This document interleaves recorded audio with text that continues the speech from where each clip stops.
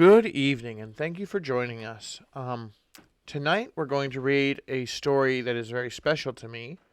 This is from Great Stories Remembered, published by Focus on the Family. This is a set of stories that is compiled by Joe Wheeler, and this story in particular is very special to me because we had this book when I was a child, and I remember my father reading it to me. We read this whole book together, and my dad loved reading us stories, and I remember this one in particular, him reading to us when I was very young. So I hope I can get through without crying. But this story is called His Innymunt. The author is unknown. When anybody does naughty things and breaks your playthings, he's an Innymunt. Mr. Rogers was thinking. His thoughts went back 20 years, and he saw himself a young man, doing a prosperous business, and although not in partnership, still intimately associated with one who had been his playmate, neighbor, and close friend for years. And then Mr. Rogers saw the financial trouble that had come upon him, and he thought bitterly that if the friend had played the part of his friend, it might have been averted. He saw the 20 years of estrangement, and felt again the bitterness of that hour. Mr. Rogers rose from his chair, and going to his safe, drew from it 3 notes for $5,000 each, due on the following Monday.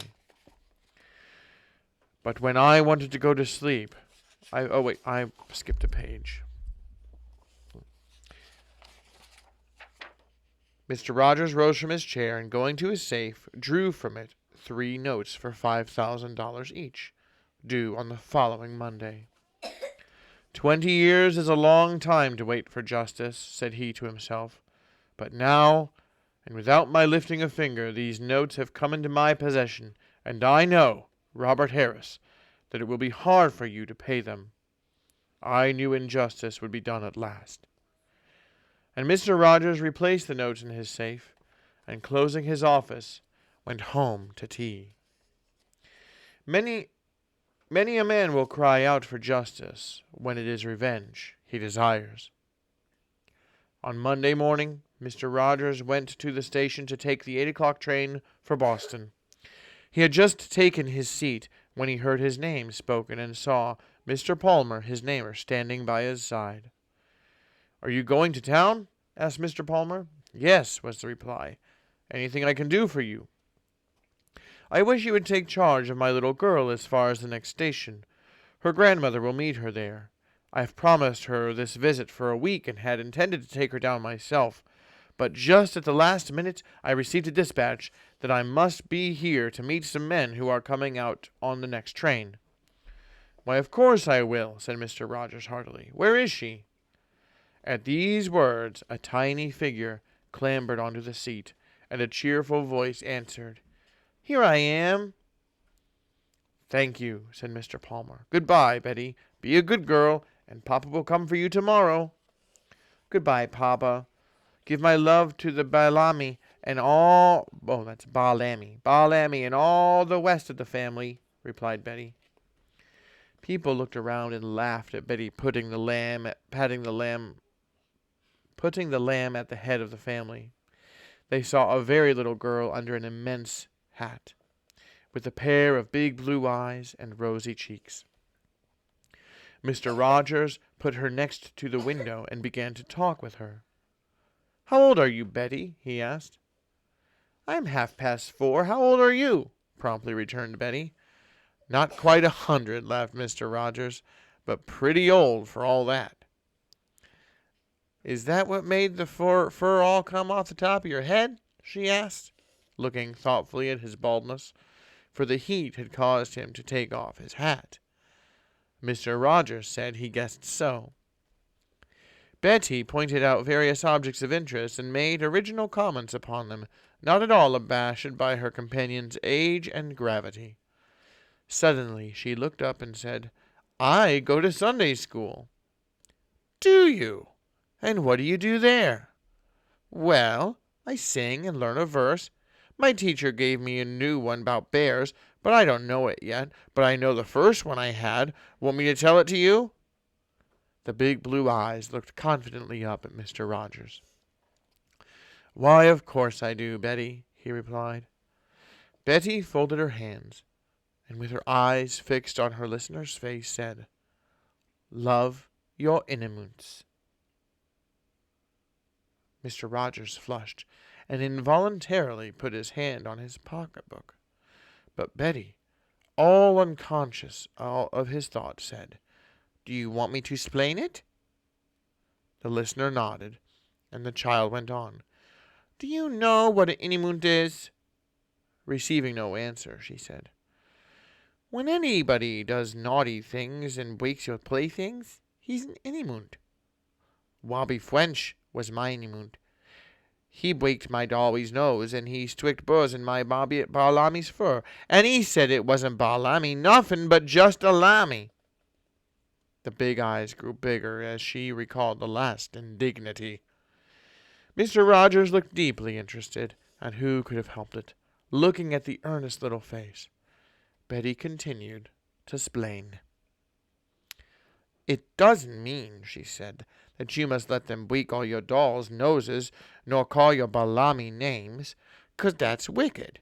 But last week Wobby weaked his bicycle, and next day all the boys were going to waste. And when I said my prayers, I told the Lord I was glad Wobby broke his bicycle. I was. But when I wanted to go to sleep, I feel bad here." And Betty placed a tiny hand on her chest and drew a long breath. "But by and by, after much as an hour, I guess, I think how naughty that was, and when I telled the Lord I was sorry Wobby had waked his bicycle, and I would lend him mine part of the time, and then I feeled good and was asleep in a minute." "And what about Robbie?" asked Mr. Rogers. "Well," replied the child, "I guess if I keep on loving him, he won't be an Innymunt much longer." "I guess not either," said Mr. Rogers, giving his hand to help her down from the seat as the cars slacked speed and stopped at the station. He led Betty from the car and gave her into her grandmother's care. "I hope she has not troubled you," said the lady, looking fondly at the child. "On the contrary, madam, she has done me a world of good," said he sincerely, as he raised his hat. And bidding Betty good-bye, he stepped back into the car. Mr. Rogers resumed his seat and looked out of the window, but he did not see the trees, nor the green fields, nor even the peaceful river, with its thousands of water lilies like stars in the midnight sky. Had he told the Lord that he was glad his Innymunt had broken his bicycle, and could not join in the race for wealth and position? When he came to put that question straight to his own soul, it certainly did look like it. It was no use for him to say the notes were honestly due. He knew that he could afford to wait for the money, and that if Robert Harris was forced to pay them at once, he would probably be ruined. He heard the sweet voice of the child saying, "Love your Innymunt," and he said in his heart, using the old familiar name of his boyhood days, "Lord, I am sorry Rob has broken his bicycle. I'll lend him mine until he gets his mended." Had the sun come out suddenly from behind a dark cloud? Mr. Rogers thought so, but it had really been shining its brightest all that morning. A boy came through the train with the great bunch of water lilies, calling, "Lilies, cent apiece, 6 for 5. "Here, boy," called Mr. Rogers. "Where did those come from?" "White Pond Lily Cove," said the boy, eyeing Mr. Rogers with some perplexity. He had been a train boy for 5 years, and had never known Mr. Rogers to buy anything but the Journal. "What'll you take for the bunch?" 50 cents, replied the boy promptly. Mr. Rogers handed him the $half and took the fragrant lilies. "How do you get into the cove now?" he asked, as the boy pocketed the money and was moving on. "Get out and shove her over the bar," replied the boy as he went on. Mr. Rogers looked at the flowers with the streaks of pink on the outer petals, at the smooth pinkish-brown stems, and thought of the time, 40 years before, when he and Rob, two barefooted urchins, had rowed across White Pond in a leaky boat, and by great exertion dragged and pushed it over the bar, and been back home at 7 in the morning, with such a load of lilies as had never been seen in the village before. Yes, he remembered it, and Rob's mother was frying doughnuts when they got back, and she gave them 6 apiece. Oh, she knew what the boys' appetites were. She had been dead for 30 years now. Just then the cars glided into the station, and everybody rushed out of the train. Mr. Rogers followed in a kind of dream. He walked along until he came to Sudbury Street, and stopped at a place where he read, "Robert Harris, manufacturer of steam and gas fittings." He entered the building, and, going up one flight of stairs, opened the door and entered a room fitted up as an office. A man sat at a desk, anxiously examining a pile of papers. He looked up as Mr. Rogers entered, stared at him as if he could not believe his eyes, and without speaking, rose from his chair and offered a seat to his visitor. Mr. Rogers broke the silence. "Rob," he said, holding out his hand. "These came from the cove where we used to go, and I've come around to say that if you want to renew those notes that are due today, I am ready to do so, and... But Mr. Harris had sunk into a chair, and with his head in his hands, was sobbing as if his heart would break. Mr. Rogers awkwardly laid the lilies on the desk and sat down. "Don't, Rob," he said at length. "You wouldn't wonder at it, Tom," was the reply, "if you knew what I have endured for the past 48 hours. I can pay every penny if I have time, but to pay them today means absolute ruin." "Well, I guess we can fix all that," said Mr. Rogers, looking intently into the crown of his hat.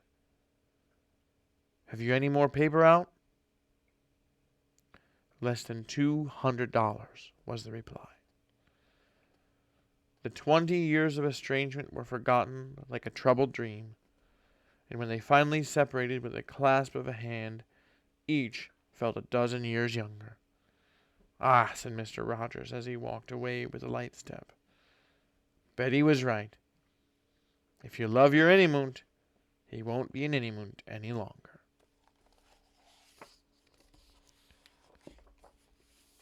His Innymunt. From Great Stories Remembered. Thank you so much for listening. Good night, everybody.